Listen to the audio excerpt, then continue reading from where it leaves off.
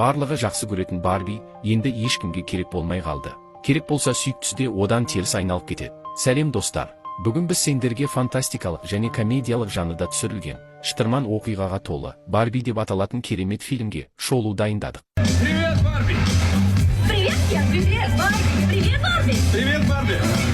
Фильм Барби тарихын айтудан басталады. Ол қыздарға үлкен армандауға мүмкіндік беру үшін, кез келген кішкентай қыз өскенде өзі қалаған нәрсеге айнала алатынын көрсетеді. Сол уақытта ескірген сәби қуыршақтардың кезеңі бітіп, Барби атты жаңа қуыршақтардың кезегі келеді. Ол қуыршақтар өте әдемі және тартымды болып шығады. Содан кейін бізге ойыншықтар әлемін көрсетеді. Бұл әлем Барбиленд деп аталып, ол жерде тек Барби ойыншықтары өмір сүреді. Бұл әлемде барлық қуыршақтар Барбилендте тұрып, шынайы адамдар өздерінің прототипі бар екенін білмейді. Осы әдемі әлемде абсолютті матриархат билік етеді. Әйелдер билейді.